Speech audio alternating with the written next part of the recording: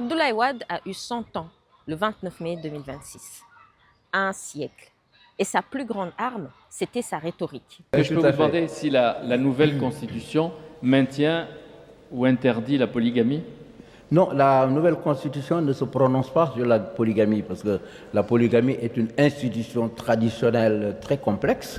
Mais nous avons offert aux jeunes filles, la possibilité de contraindre le mari pendant qu'il est jeune et amoureux à signer qu'il ne prendra pas une autre femme. Maintenant, ça c'est...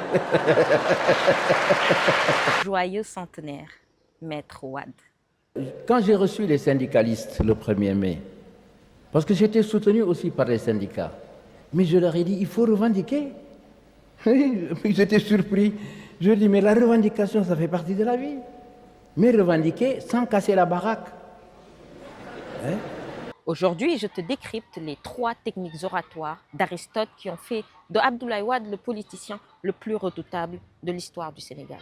Sa première arme, l'éthos, ou la posture, l'image qu'il projette. Wade n'était pas un fils de l'élite au pouvoir, il était avocat, il défendait les opprimés.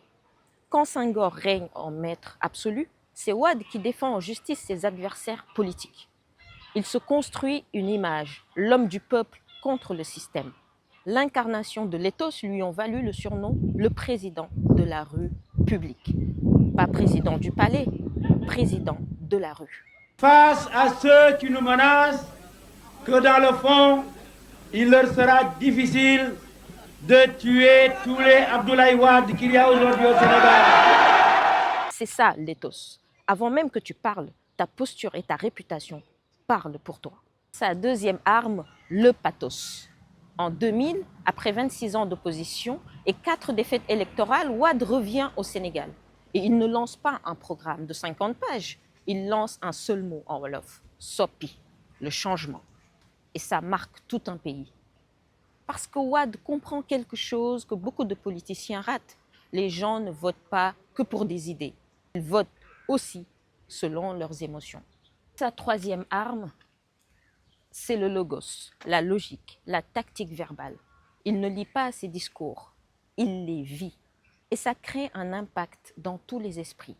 Mais ça crée aussi des pièges. En 2011, il avait promis de ne pas briguer un 3e mandat. La rue lui rappelle ses propres mots. Et là, Wade fait quelque chose d'incroyable. Il l'assume. Il dit en wolof, je l'avais dit, je me dédie. Pour lui, la parole politique n'est pas un contrat, c'est un outil qui s'adapte. Le peuple ne le suit pas cette fois. Il perd en 2012, mais il appelle son adversaire, Macky Sall, pour le féliciter et sauve la démocratie sénégalaise une 2e fois. Que nous enseigne Abdoulaye Wade? Que la parole est un pouvoir à part entière. Elle peut porter au sommet, mais elle peut aussi faire tomber. Et toi, quelle est la formule de Wade qui t'a le plus marqué?